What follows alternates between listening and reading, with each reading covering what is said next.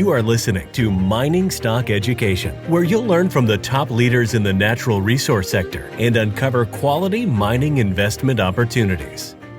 I think by the end of the year, we could see north of $2,500 gold, and we could see silver in the mid-30s. By far, my largest percentage holdings are the junior development stocks, because I think you're looking at, anywhere from a 5-bagger to a 20-bagger in some case, potential 20-bagger in some cases. You are listening to MSE. I'm your host, Bill Powers. Thanks for tuning in today. You get to hear from Dave Kranzler. He's a fund manager over small mining stocks. He writes the Mining Stock Journal, where he's the lead editor. And you can find him on the web at investmentresearchdynamics.com. Dave, thanks for coming back on the show. It's been 7 or 8 months. What do you expect for this summer in gold and gold stocks? The saying is sell in May and go away and check back in September. Is that what you're doing, or are you keeping a closer watch on your portfolio? First off, thanks for having me back on, Bill. I always love doing this show. And we always have a great conversation ahead of time. So I will point out that obviously gold and silver are quite a bit higher than 7 or 8 months ago. And, I was looking for the type of move that we had. It basically started at the beginning of March and went to mid-May. So yeah, if you did sell in May and go away, it was a good move. I actually, when I was looking, after that run up, and that run up got kind of frenzied, but it was well deserved. But the technicals like the RSI and the MACD on the charts for gold, silver, and the mining stock just became extremely oversold. I mean, not oversold, overbought. And so I did pare down some positions, and I put on some hedges. I've taken the hedges off, and I'm sitting on some cash that I'm just waiting to deploy again. And I will start deploying it slowly, probably starting more towards the end of July. Because as you know, because you've been in the sector long enough, there's a seasonal factor. There's seasonality in the way the market moves, undulates, let's call it. And what happens is so India has their seasonal buying, their seasonal buying periods. And one of their buying periods that's lesser known than the one that happens in the fall through the holidays is basically February, call it, to mid-May. And they have another kind of a lower level festival and wedding season. So India does buy a lot of gold during that period, and that's part of the reason why we had the rally that we had. And then they kind of take a break in June and July. And there's two factors that drive Indian buying as you head into the fall and into the holiday season. And one is obviously the weddings and their holiday festivals, but also they have a monsoon season, and the quality of the monsoon season in terms of how heavy the rains are dictates how big their agricultural crops will be. And the reason why that's important is that when the farmers, when they get their crops sold, and after they've paid all their expenses, and set aside capital money for, non-discretionary living in between, the planting season and the growing season,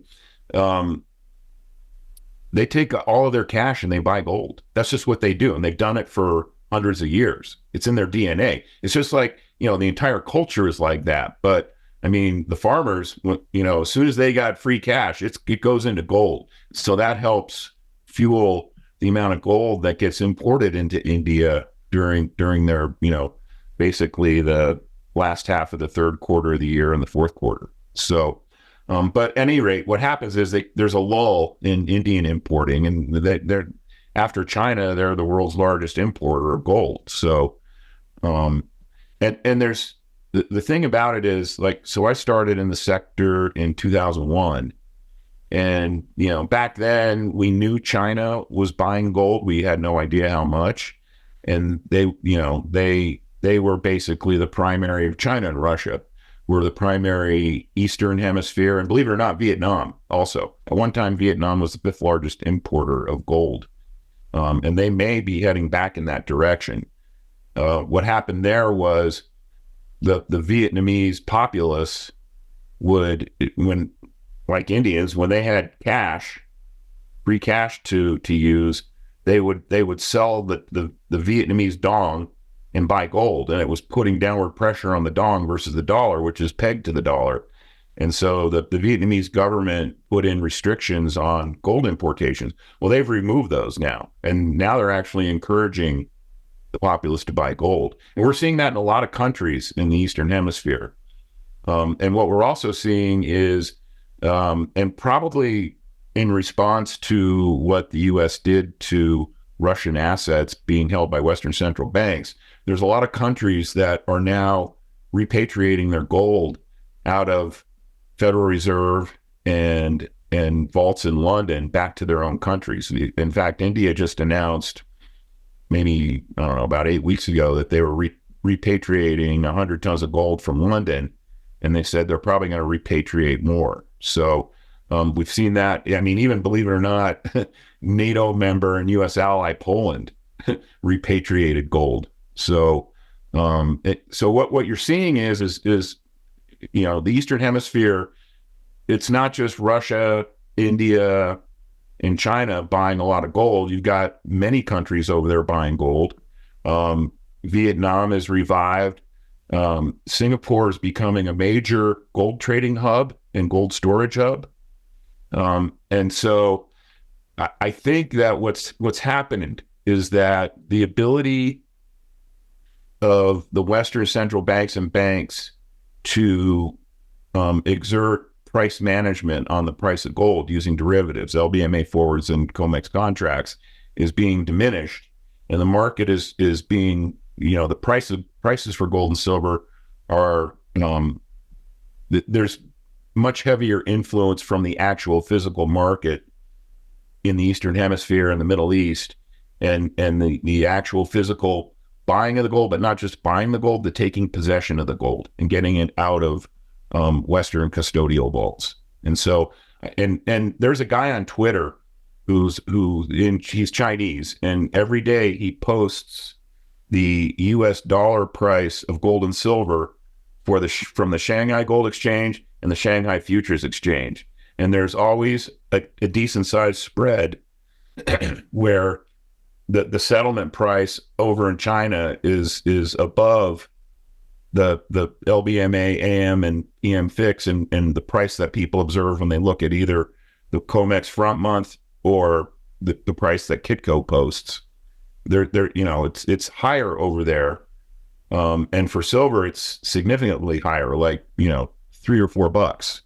And what that illustrates is the fact that rather than the paper market leading the price of gold higher and lower, you now have the physical markets in the Eastern Hemisphere that are kind of pulling the price of gold higher. And it's kind of taking control of the price setting away from the Western Hemisphere. And so you don't think it's Western central banks that drove that move up to 2,400? No, I think it was the physical market over in the Eastern Hemisphere. Yeah, I think it was Western central banks because they were less able to short derivatives to try and cap price rises. And they also are now being held more accountable for making deliveries under the derivatives contracts that they're printing and selling to buyers. They're being held more accountable for that by the physical market. So it's an accountability thing.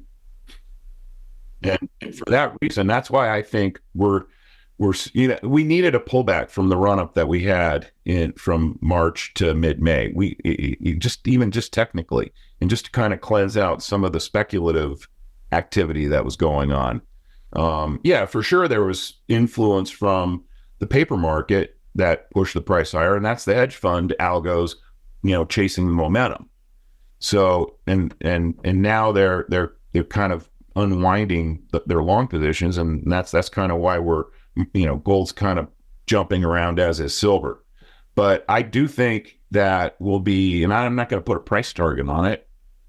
Well, I will. I think by the end of the year, we could see north of $2,500 gold, and we could see silver in the mid-30s. I just read a report yesterday, and it makes me leery that the source is Goldman Sachs, but their commodities guy thinks gold could be at $2,700 by the end of the year. Now, I wouldn't go out on the limb and put that price target on it, but I think we will be considerably higher. Is that telegraphing they want to make money on the long side of the trade then? Is that what they're doing when they do that? I don't know that, the rule of thumb is you do the opposite of what Goldman releases, whatever their position is for the public, you do the opposite. But it's out there, and they're not the only big investment bank that has a much higher price target for the price of gold. I think even JP Morgan might. So, Dave, you taught me that one of the ways when you identify these maybe shorter term cycles in the gold stocks, you'll buy in the money call options on names you like for a shorter term profitable trade. Are you doing that at the moment?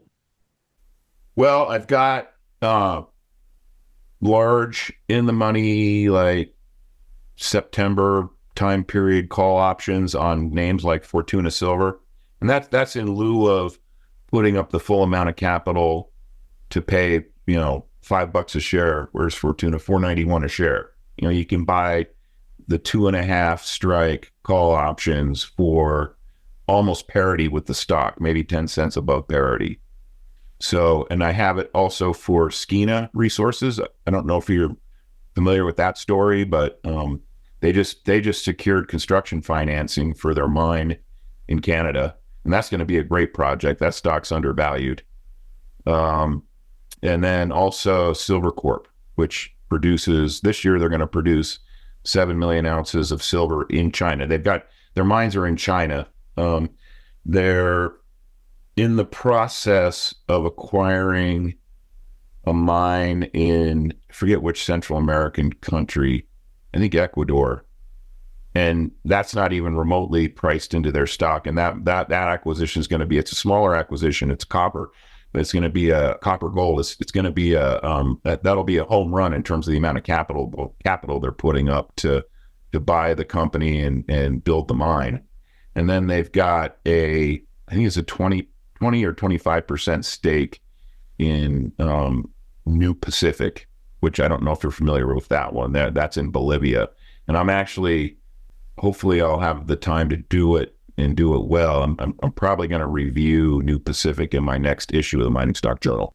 With Silvercorp, now I was told by somebody I trust, they say, Bill, don't trust the Chinese financial statements. So for those of you that don't like that, that's just some sentiment that's out there. But for you, Dave, you are comfortable with that? Well, I mean, the guys that run the CEO is, I think he's Canadian or Australian. I had a long conversation with him. Here's the thing about Silvercorp. And that was probably true back in the early 2000s. There were rumors about misstatements on their reserves, their mineral estimates. But it's a different management that's in there now. And what I've observed is that management makes really, really smart decisions. And their mines over in China are low cost. They're in every ounce that they produce is sold to Chinese customers. I mean, China's just hoovering silver right now. That's not a well-published fact, but they've got a massive solar program, as does India, in place. They're trying to, roll out a national solar grid, and it takes a lot of silver to do that. And if they could produce more than 7 million ounces, which they will, they've got organic growth built into those mines over there. They'll sell every ounce of it over there. And they actually had a really good looking acquisition teed up.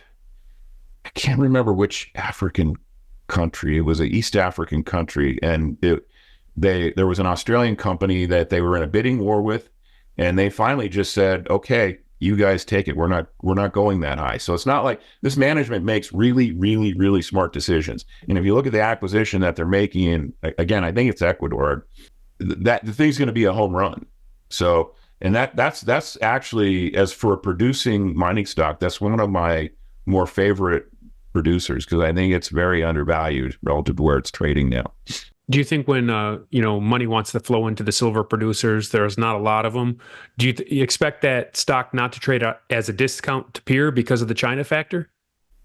Oh, I think that's part of the reason why it does trade at a discount. I mean, that they're not afraid to go into what are perceived as risky jurisdictions.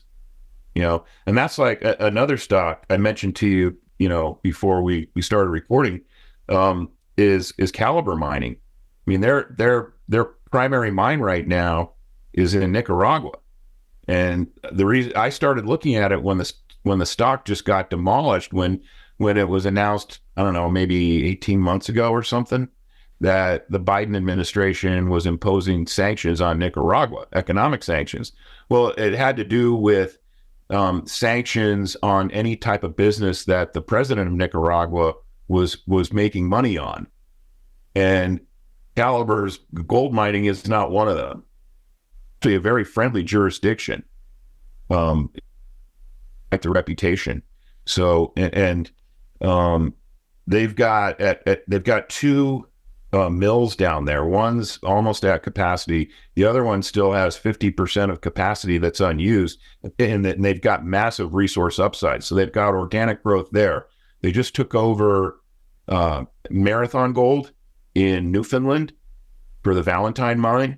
And that thing, I think it's on target to do its first pour in early 2025. And that's going to really boost their annual production. I mean, I think it's going to take them to, it'll take them to somewhere between 460,000 and 500,000 ounces a year. And the market cap is 1.16 billion US. Well, I mean, Alamos Gold is going to do 500,000 this year, 500,000 ounces. And I think their projection, I think they don't get up to something like 700 until 2028. Their market cap, $6 billion. I mean, come on, man.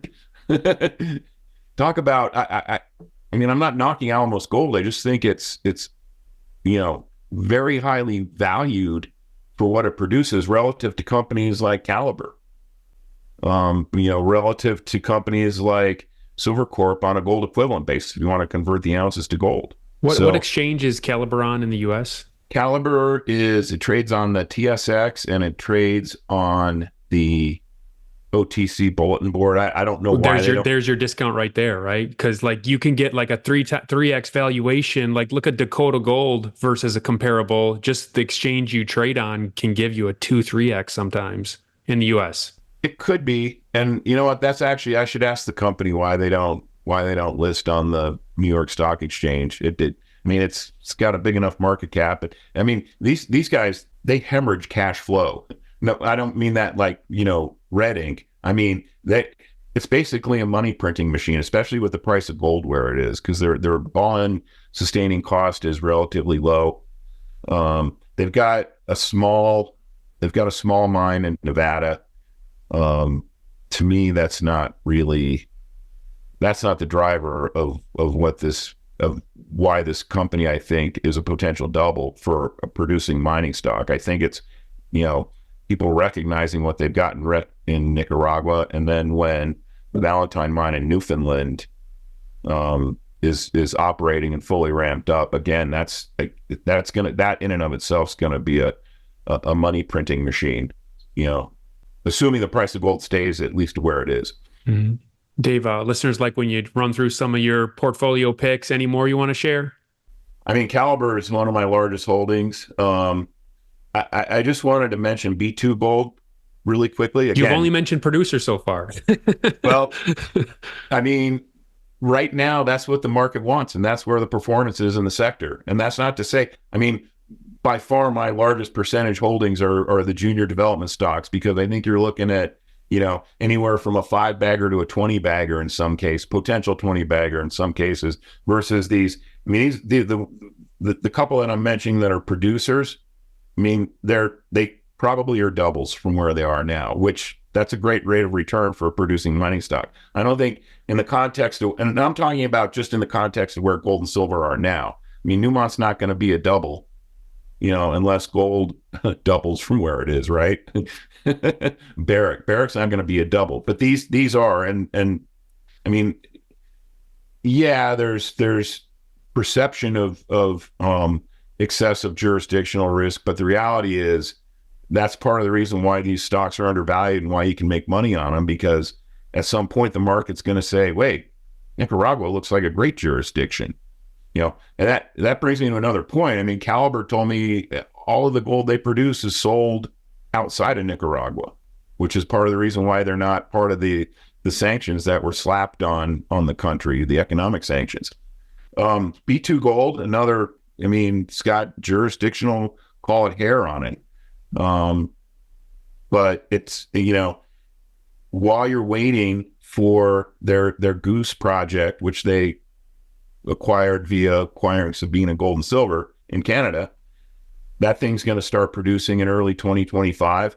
Their market cap right now is $3.5 billion. But again, if I compare it to Alamos Gold, which has a $6 billion market cap,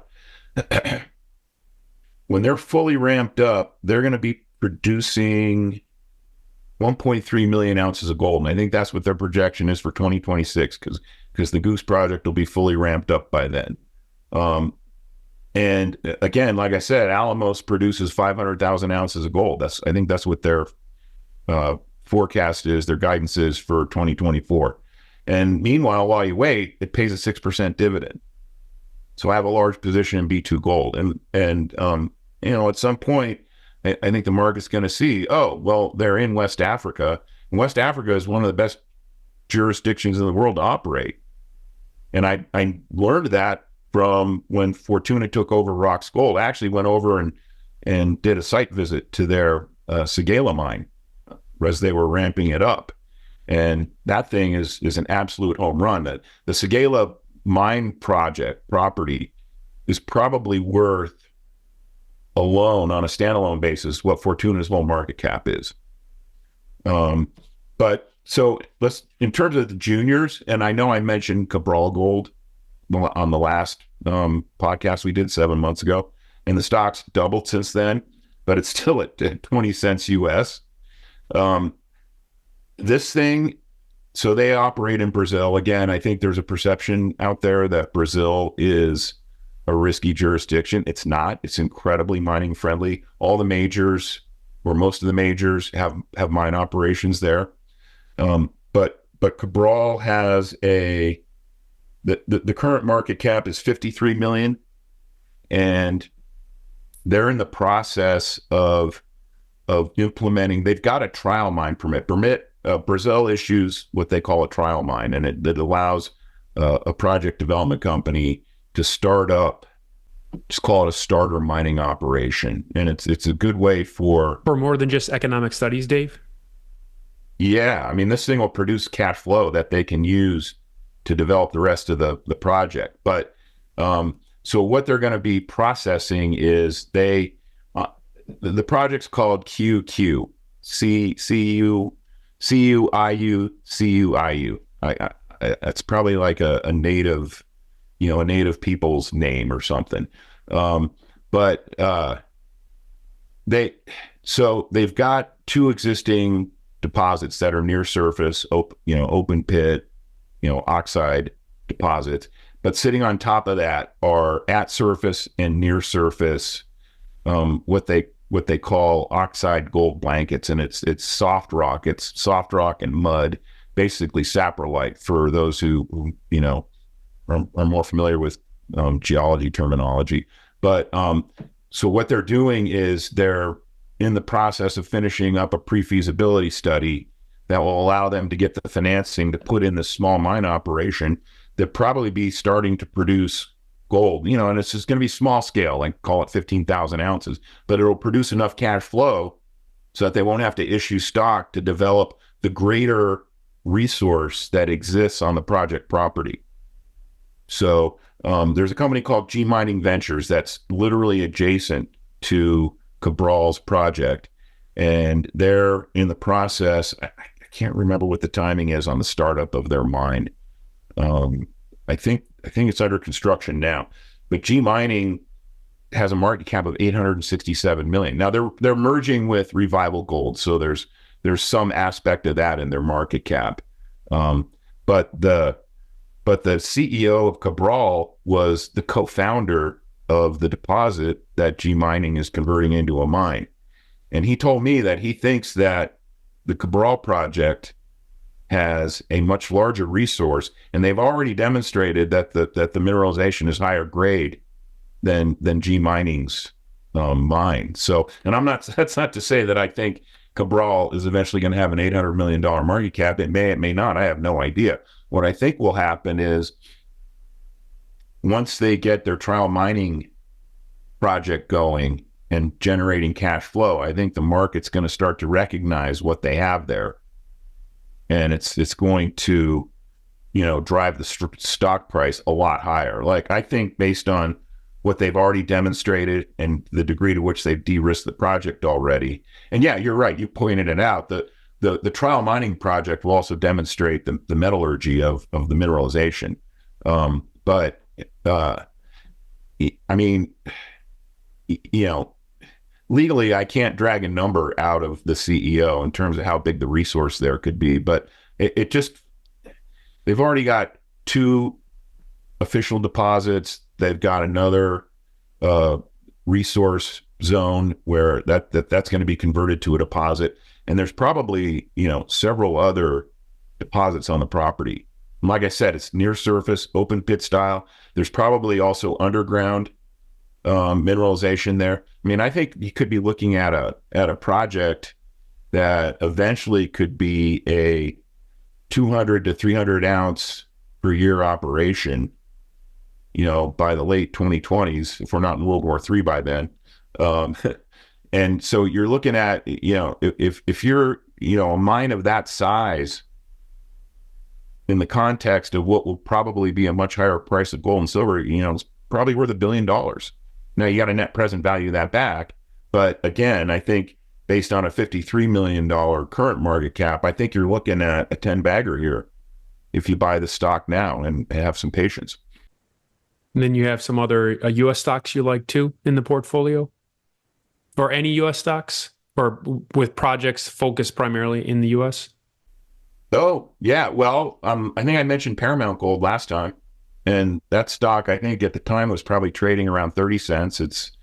It's at 42 cents. It did get as high as 50 cents.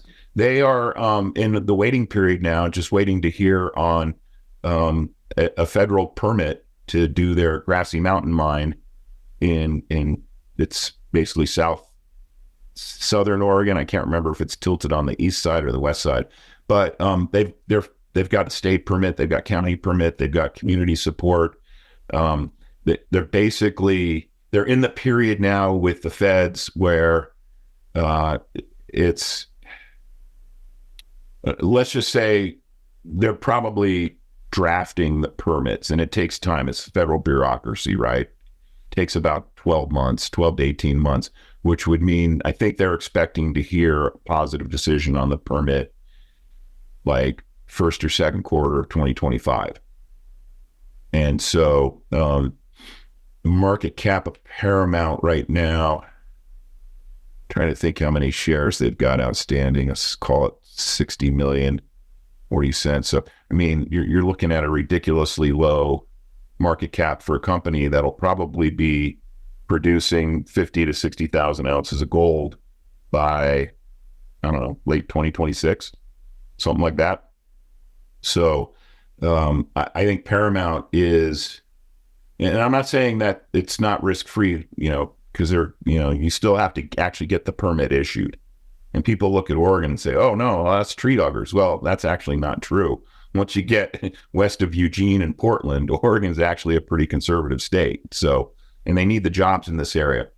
And I think what will happen is once they get permitted and, make a positive construction decision, I wouldn't be surprised to see a mid-cap mining company just take it over so that, to add ounces and add production to the profile of a mid-cap producer. And they've got another project that's in Nevada that they'll probably spin off and start the process over again. Dave, I got to point out here, you're in Asia with your mining stock investments. You're in Africa. You're in South America. You're in Central America. You're in North America. You're all over the place, huh? And are you in Europe too with some of your investments? You know what? Believe it or not, I don't really care for the mine projects that are over in Scandinavia. And there's that company, name escapes me right now, that has a very, very good looking project in Ireland. And I've been meaning to take a look at it, but I mean, the stock hasn't done anything for a long time. So I'm not in a hurry to take a look at it. However, I will say U.S. Gold, which has a gold copper mine project in Wyoming, and they're fully permitted now. They just they got their it's a 2019 show sponsor for the history buffs of this show, U.S. Gold Corp. Yeah. Oh, okay. Yeah. Yep. So you know the project, and you know they're fully permitted. Yep. They're waiting for one. I forget which one it is, air quality or something. It's going to happen. They'll get it any day now. The CEO, George B., he's awesome, and he worked at Barrick at one point. I mean, he's incredibly experienced in the industry. So he said that. I was like, so why don't you start raising the money to build the mine? He goes, well, we got to get the feasibility study out, and we just got to get that last permit, which it'll happen. And he said, if I had the bankroll that I had at Barrick, I'd have this mine operating by early 2025. But unfortunately, since it's a junior and no one really cares about juniors right now, he's got to wait to raise the financing and then probably start construction in 2025. But I mean, as you know, the stock, I think there's, on a fully diluted basis, it's got something like 16 million shares outstanding. On the NASDAQ too, right? It is. And then there's actually options that trade on it. I didn't even realize that until about a month ago. Like, what? There's call options on U.S. Gold. So the stock's trading at a little bit over a $60 million market cap. And based on the production profile, and based on, if you just take the PFS, that's the existing PFS, and discount it back, and I discount it back at, and these numbers are off the top of my head, but they're pretty close. I discount it back at 15% over 2 years, because I'm assuming they'll be operating a mine in 2 years from now. So if you take that, I call it a real hard and conservative NPV, it's still over 300 million for a company that's trading at a $60 million market cap. Ridiculously cheap, especially since it's almost fully de-risked. Now they just have execution risk. But there's another aspect to it, because they also they're excavating aggregate, which they're going to be able to use when they construct their mine, but they're producing enough of it that they're going to be able to sell that aggregate. And there's living like Martin Marietta, right? Yep, exactly. Yeah. So, and Martin Marietta is probably about 40 minutes south of where I live. The CK mine is probably about 2 hours north of where I live. So it's not like it's going to cost them a lot of money to transport the aggregate to natural buyers that live along the I-25 Denver, Wyoming corridor. And that's, I mean, is that credit built into the current PFS, Dave? It's not built into it. Right. They didn't want to make it part of the permitting process because they just wanted to keep it simple. But it once they've got everything set, they'll be able to start selling that aggregate probably next year. And I can't remember the numbers that he threw out at me, just kind of back of the envelope. But I mean, it adds a couple $100 million at least to the value of the mine, just from the aggregate sales. Mm-hmm. Any other juniors before we conclude that you'd like to?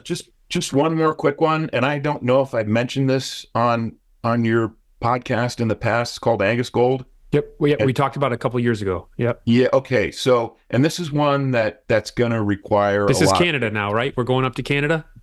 Going up to Canada. We've been all over the world. People's favorite jurisdiction, other than Nevada. And that's why those stocks are all overvalued relative to the ones that I've been talking about. I mean, if you understand the jurisdictional risk in Nicaragua or West Africa, or Brazil or Bolivia, like New Pacific, you realize, oh, they're really not as risky as the reputation is, So, but anyway, Angus is developing a project in, it's called it's got a funny name. It's called like the Wawas district or whatever. And I'm assuming it's probably a native people word up there. But so their project is adjacent to the north to West Dome's Eagle River mine. And West Dome just took an 11% stake in Angus. And it looks like they may actually have at least three zones of intense, very high grade near surface mineralization on the project. One is called a banded iron formation, which is Newmont has a banded iron formation mine. The name escapes me right now in Canada. That is just it gushes cash flow. And then there was an existing resource on the project when the current management took it over. And until recently, the management was allergic to issuing warrants, but because of the way the market in the last financing, they had to attach warrants to it. But it's looking like, again, they don't have an updated resource estimate out yet. I think the plan is to try and put one out at the end of the year. And the drilling on the banded iron formation is still somewhat preliminary, but it looks like it could be big. And then there's another area of mineralization that is literally just right on top of West Dome's property that they recently discovered that looks like it's going to be a pretty high-grade, prolific resource. And then the existing resource that's on the property is going to expand. Again, this one kind of feels to me like a potential 3 to 5 million ounce deposit. So, I mean, you're talking about a company that has a $22 million US market cap. It also trades on the TSX Venture. And I think with patience, and the management and the founders of the company have been through this process before successfully. It just kind of feels to me like this could be a 5 to 10 bagger if you're patient. It's probably going to take 2 to 3 to 4 years to realize that. But relative to some of the other earlier stage projects that are out there, I think this one's relatively low risk. And like I said, West Dome is the most obvious company to take it over. And I think West Dome is going to have processing capacity at its Eagle mine, which would make sense for them to they wouldn't even have to build a processing facility, or they could make the existing one larger. But Alamos also operates its Island mine, which is an extremely profitable mine, is not that far to the east of where Angus's project is. So the Golden Sky project. So, and this one also is one of my larger holdings. And again, just word of caution, it's probably going to require patience. They don't spend money on marketing. They put every dollar they raise goes into the ground, and I respect that. And management owns almost 40% of the stock, which is another one of my important criteria when I'm looking at juniors. Do you have exposure to Australia in any companies? I don't. I mean, if you own Barrick or Newmont, you have exposure to Australia, right? One of the things that I've noticed about Australian-based mines is they're prolific share issuers. And so, and a lot of the companies that operate that are based in Australia, they don't necessarily trade on U.S. exchanges. So, I know it's a great mining jurisdiction. If you want undervalued exposure to Australia, buy Lion One Metals. They're actually in Fiji, but at some point, Barrick's probably going to take them over. And Dave, the Mining Stock Journal, let listeners know again what they can find with that, please. Sure. Investment Research Dynamics is my website, and there's a link on there, and it explains what comes with the Mining Stock Journal. At some point, I'm probably going to raise the subscription rate on it. It's funny because I have existing subscribers who are like, I don't understand why you don't have a higher subscription price for this thing. $20 a month is what it was historically, right, Dave? I remember. That's what it's been. Yeah. Yeah. Yeah. You got to keep up with CPI, man. Come on. I know. I mean, part or it's got to the track the GDXJ or something. Part of the reason, and actually the low price probably deters some people from subscribing. They're probably like, oh, well, how good can this be if it's only $20 a month? But part of the reason why I started the newsletter back in early 2016 was because it forces me to look at ideas for myself, right? And I like to make money on my own ideas. So that's part of it. But yeah, I think I'm going to have to raise the subscription rate here, probably before the end of the year. Okay. All right. So go to Dave's website, investmentresearchdynamics.com, to check that out. Dave, always appreciate talking to you. Thank you for sharing a lot of your investments and the thesis behind your investments. Really appreciate it. Thanks for having me on, Bill.